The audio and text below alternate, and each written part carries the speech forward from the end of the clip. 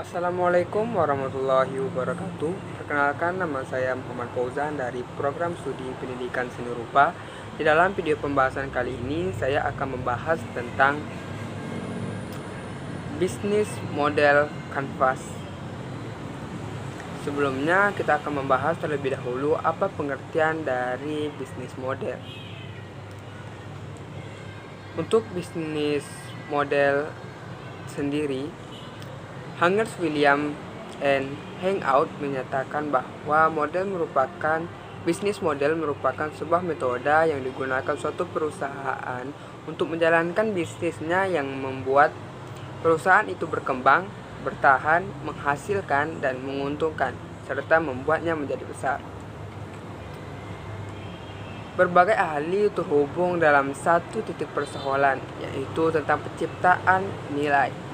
Bisnis model secara umum didefinisikan sebagai sebuah gambaran yang rasional dengan usaha yang dilakukan suatu organisasi atau perusahaan dimanapun dalam kegiatan bisnis dalam menciptakan, mengantarkan, membawa, dan menangkap nilai yang dimaksudkan. Bisnis model adalah sebuah model dasar yang menjelaskan bagaimana sebuah bisnis dapat menghasilkan keuntungan. Bisnis model berbeda dengan bisnis plan. Komponen ini lebih fokus kepada bagaimana mendapatkan profit atau keuntungan dari bisnis yang dijalankan. Menurut plan, secara sederhana model bisnis ini digambarkan menjadi 3 bagian, yaitu jenis produk yang dihasilkan dan ketersediaan tenaga kerja dalam membuat produk tersebut. Yang kedua, strategi pemasaran yang dilakukan, distribusi, pengiriman, hingga proses penjualan. Selanjutnya, yang ketiga, strategi harga yang digunakan serta metode pembayaran dari pelanggan. Selanjutnya, menurut Small Business, manfaat dari model bisnis adalah membuat kita unggul dalam kompetitor. Terlebih apabila ada bisnis model yang diterapkan terkesan unik dan juga menarik. Hal ini tentu memikat para investor atau membuat kita lebih unggul. Contoh sederhananya, kamu menerapkan bisnis online dengan menerapkan metode pembayaran digital. Hal ini tentu menjadi poin unggul bagi bisnis yang kita lakukan dari kompetitor yang tidak memikirkan hal tersebut. Itu adalah manfaat dari bisnis model yang pertama. Selanjutnya kita membahas bagaimana manfaat dari bisnis model yang kedua. Manfaat yang kedua adalah menarik perhatian investor. Bisnis model yang bagus otomatis akan menarik perhatian investor untuk memberikan pendanaan kepada bisnis tersebut. Investor tidak peduli bisnis yang kamu jalani, yang kamu jalani itu baru atau sudah lama. Asalkan mempunyai model bisnis yang mendapatkan profit banyak, investor tidak akan ragu untuk menginvestasikannya kepada Anda, menginvestasikan dananya kepada kita. Manfaat pertama adalah unggul dari kompetitor, yang kedua adalah menarik perhatian investor, yang ketiga adalah manajemen keuangan yang teratur. Melalui bisnis model, sebuah perusahaan tentu akan dapat membuat anggaran yang tepat mengenai proses produksi, jumlah tenaga kerja yang dibutuhkan, dan lain-lain. Dengan demikian, mereka dapat mengatur keuangan dengan baik, sebab kebanyakan bisnis mengeluarkan uang tanpa dianggarkan sehingga tidak bertahan lama. Selanjutnya, setelah membahas manfaat dari bisnis model, selanjutnya kita akan membahas apa saja macam-macam dari bisnis model yang mungkin bisa diikuti dalam membangun bisnis. Yang pertama, franchise. Sebagian besar dari kamu mungkin sudah tidak asing lagi dengan bisnis model ini. Model bisnis ini biasanya dikenal dengan sebutan waralaba. Franchise kebanyakan digunakan oleh bisnis restoran, tetapi jarang juga digunakan oleh industri jasa. Konsep dari model ini, ketika ada seseorang yang ingin mulai bisnis, tidak perlu membuat bisnis sendiri dari awal. Yang kedua adalah marketplace. Di era digital sekarang, marketplace juga menjadi salah satu model bisnis yang sangat terkenal. Marketplace adalah sebuah bisnis model yang mempertemukan antara penjual dan pembeli secara online, dan biasanya menggunakan situs web atau aplikasi. Model bisnis ini dapat mendapatkan keuntungan dari berbagai pemasukan, termasuk dari transaksi yang dilakukan. Yang ketiga adalah dropship. Jenis model yang satu ini juga mengandalkan online dalam aktivitasnya, karena dalam menerapkan dropship kita tidak perlu membuat toko offline atau toko yang real di dunia nyata. Biasanya orang yang menjalankan bisnis ini disebut sebagai dropshipper. Nah, sebagai dropshipper, kamu perlu menjual barang kepada konsumen melalui toko online yang telah kita bangun atau yang kita buat. Tapi produk tersebut datang dari pihak lain. Dengan kata lain, toko tersebut tidak real ada di dunia nyata, namun barang atau jasa yang kita tawarkan dapat diterima oleh pelanggan atau real. Selanjutnya adalah subscription. Model bisnis ini menerapkan bisnis di mana pelanggan akan dikenakan biaya berlangganan untuk mendapatkan akses dari layanan tersebut. Waktu berlangganannya pun bermacam-macam, ada yang 1 tahun, 1 bulan, 3 bulan, dan lain-lain. Di era digital saat ini sudah banyak bisnis yang menerapkan model seperti ini. Contohnya saja Netflix, Spotify, YouTube, dan lain-lain. Yang kelima adalah manufaktur. Dalam model bisnis ini biasanya perusahaan atau pabrik akan membuat sebuah dan menjualnya untuk mendapatkan profit atau keuntungan. Saat melakukan penjualan, manufaktur akan langsung menjualnya kepada konsumen atau bahkan pada pihak ketiga. Itu adalah 5 buah macam-macam bisnis model. Selanjutnya, setelah membahas bisnis model, kita akan membahas apa itu bisnis model kanvas. Bisnis model kanvas merupakan suatu konsep bisnis yang banyak digunakan saat ini, karena bisnis model kanvas ini terstruktur. Bisnis model kanvas merupakan kerangka manajemen sebuah bisnis yang dibuat untuk merancang bagaimana strategi bisnis yang dijalankan. Sesuai dengan namanya, bisnis model kanvas dibuat dalam sebuah gambar-gambar ide hingga setiap orang dapat memiliki pemahaman yang sama dan real terhadap tipe-tipe konsumen mereka, pengeluaran biaya, cara kerja perusahaan, dan lain sebagainya. Bisnis ini pertama kali diciptakan oleh Alexander Osterwalder, seorang entrepreneur asal Swiss pada tahun 2005.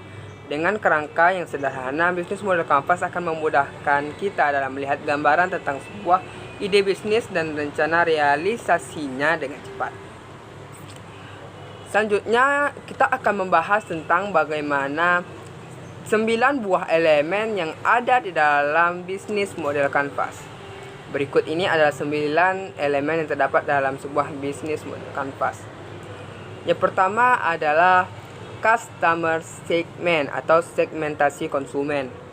Elemen pertama yang harus dimiliki adalah model kanvas ini menentukan segmen pelanggan yang mana akan menjadi target bisnis. Misalnya, satu maskapai penerbangan mengeluarkan 2 produk untuk memenuhi 2 kebutuhan segmen pelanggan yang berbeda, atau 2 stasiun televisi yang menyajikan 2 acara berbeda untuk memenuhi segmen pelanggan yang berbeda. Pada bagian ini, pada yang elemen yang pertama berisi tentang berbagai hal mengenai pelanggan customer segment, seperti customer jobs, customer gain, dan customer pay. Di dalam ini kita akan membahas terlebih dahulu yang pertama, customer job. Customer job merupakan hal penting yang perlu diketahui tentang apa saja pekerjaan dari pelanggan yang ingin diselesaikan dalam produk atau jasa tersebut. Kemudian yang kedua, customer gain. Dalam customer gain ini berguna untuk menjelaskan manfaat yang diharapkan atau diinginkan pelanggan dari bisnis kita. Keinginan yang dimaksud di sini adalah keinginan fungsionalitas, sosial, emosi, dan penghematan biaya.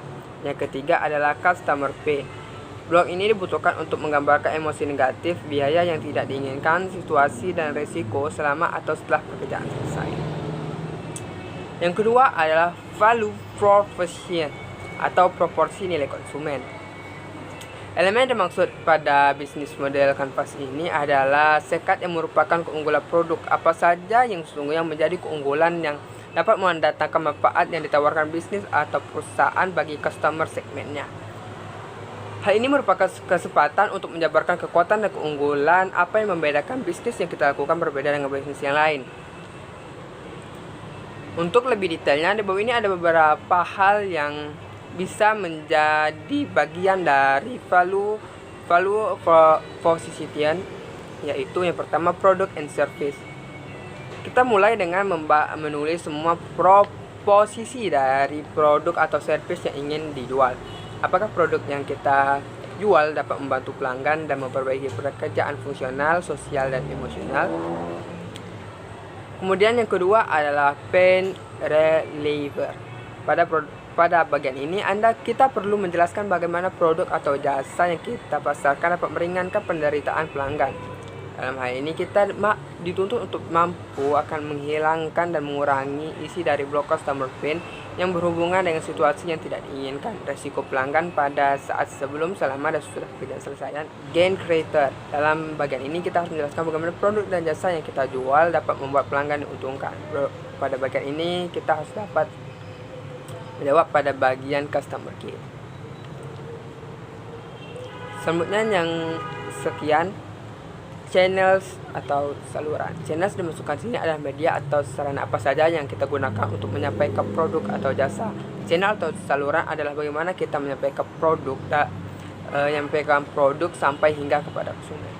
Revenue stream merupakan bagian yang paling vital di mana organisasi memperoleh pendapatan dari pelanggan. Selanjutnya, key resource atau sumber daya. Key resource adalah sekat dalam bisnis model kanvas yang berisikan daftar sumber daya yang sebaiknya digunakan memiliki perusahaan untuk mewujudkan value proposition mereka. Semua jenis sumber daya mulai dari pengelolaan bahan baku, mengontrol stok barang, penataan sumber daya manusia, dan penataan proses operasional menjadi perhatian dalam membuat bisnis model kanvas. Poin ini membahas bagaimana sumber daya diperlukan dalam menciptakan nilai bagi pelanggan. Di sini kita harus menjelaskan aset yang kita perlukan untuk membuat model bisnis startup ini mampu berfungsi, di mana key resource ini menjadi 4 kategori, yaitu fisik, yaitu berupa gedung, kendaraan, mesin, dan jaringan distribusi. Selanjutnya intelektual, merek, pengetahuan, spesialis, paten, dan hak cipta. Selanjutnya sumber daya manusia, orang-orang yang akan menjadi sumber daya utama, terutama untuk perusahaan industri kreatif atau pengetahuan intensif.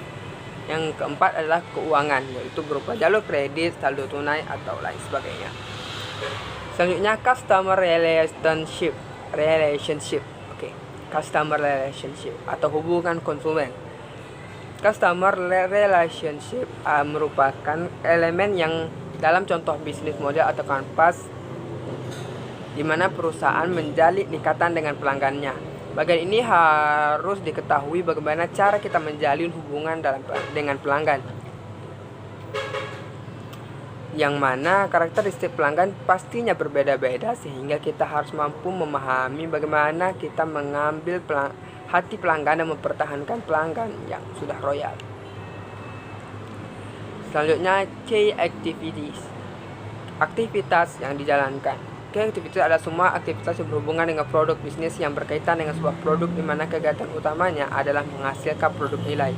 Poin ini diperlukan sebagai salah satu strategi bisnis yang harus dilakukan dalam membuat elemen bisnis model kanvas ini berfungsi. Dalam key activity ini tidak terkait dengan value proposition, maka ada suatu hal yang salah karena aktivitas yang kita anggap paling tidak memberikan nilai kepada pelanggan. Key activities dipecah menjadi 3 kategori, yaitu yang pertama produksi. Kategori ini mengacu pada penyampaian produk atau jasa kepada pelanggan. Biasanya kita harus melakukan dengan kualitas tinggi atau kuantitas tinggi, tergantung kepada apa branding usaha kita.